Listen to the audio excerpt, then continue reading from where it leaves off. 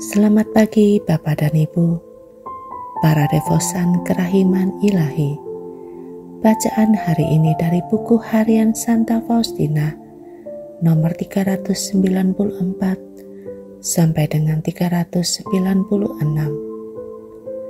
Dalam pembaharuan Kaul, aku melihat Tuhan Yesus pada sisi epistola dari altar, mengenakan jubah putih dengan ikat pinggang emas dan memegang pedang yang mengerikan di tangannya. Ini berlangsung sampai saat suster mulai membarui kaul mereka. Kemudian aku melihat cahaya berkilau-kilauan yang tak ada bandingnya, dan di depan cahaya gemilang ini suatu awan putih dalam bentuk timbangan, dan langsung menjungkit ke bawah sampai hampir menyentuh tanah. Sesaat kemudian, para suster selesai membarui kaul mereka. Kemudian aku melihat para malaikat mengambil sesuatu dari setiap suster dan menempatkannya dalam wadah emas yang berbentuk seperti pedubaan. Ketika mereka selesai mengumpulkannya dari semua suster dan menempatkannya wadah itu pada sisi lain dari timbangan, seketika itu juga menjadi lebih berat dan mengangkat sisi lain di mana pedang diletakkan. Pada saat itu suatu nyala keluar dari pedubaan dan meluncur ke arah cahaya. Kemudian aku mendengar suatu suara datang dari cahaya yang terang benderang itu. Masukkan kembali pedang itu ke dalam sarungnya. Pengorbanan lebih berat daripada pedang itu. Saat itu juga Yesus memberkati kami, dan semua yang aku lihat itu lenyap.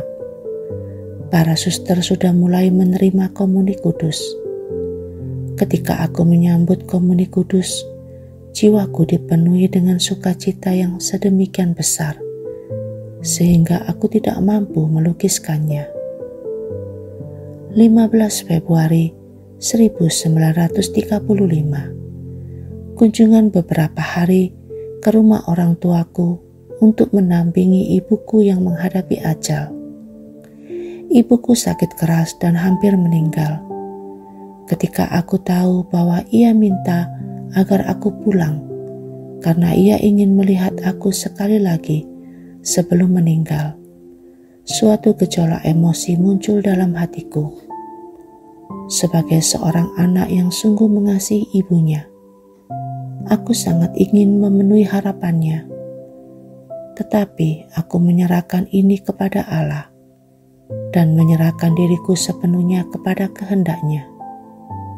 Tanpa memperhatikan rasa sakit dalam hatiku, aku mengikuti kehendak Allah. Pada pagi hari pesta namaku, 15 Februari, Muder Superior memberiku surat kedua dari keluargaku dan memberi izin untuk pergi ke rumah orang tua untuk memenuhi harapan dan permintaan ibuku yang menghadapi ajal. Aku langsung mengadakan persiapan yang perlu untuk perjalanan itu dan meninggalkan Vilnius pada malam hari. Aku mempersembahkan seluruh malam itu untuk ibuku yang sakit parah, agar Allah berkenan memberi dia rahmat, tidak kehilangan suatu pun dari pahala penderitaannya. Teman-teman seperjalananku sangat baik. Beberapa perempuan dari Solidaritas Maria berada dalam gerbong yang sama dengan aku. Aku merasa salah seorang dari mereka sedang menderita amat sangat dan bergulat dalam pertempuran yang sulit dalam jiwanya. Dalam roh aku mulai berdoa untuk jiwa itu. Pada pukul 11, perempuan-perempuan itu pindah ke gerbong lain untuk bercanda, meninggalkan kami berdua di gerbong belakang kereta itu. Aku merasa bahwa doaku membuat pergulatan jiwa itu justru semakin sengit. Aku tidak menghibur dia, tetapi berdoa dengan lebih khusyuk. Akhirnya perempuan itu berpaling kepadaku dan bertanya, apakah ia wajib memenuhi suatu janji yang telah ia ikrarkan kepada Allah?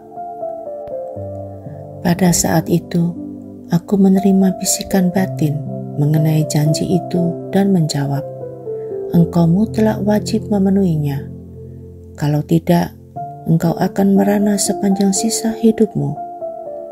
Pikiran ini akan terus menghantuimu dan membuat engkau terus merasa gelisah. Kagum akan jawabanku, ia membuka seluruh jiwanya kepadaku.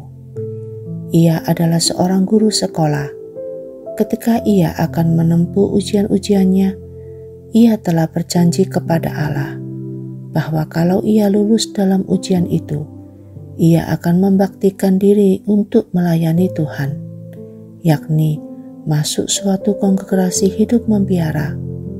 Ia lulus ujian dengan sangat baik, tetapi katanya, ketika aku masuk ke dalam hiruk-pikuk dunia kerja, aku tidak lagi ingin masuk biara. Tetapi suara hatiku terus-menerus menggelisahkan aku. Dan meskipun menikmati banyak hiburan, aku selalu tidak bahagia. Sesudah percakapan panjang lebar, ia sama sekali berubah dan mengatakan kepadaku bahwa ia akan langsung mengambil langkah untuk masuk biara. Ia minta kepadaku untuk mendoakannya.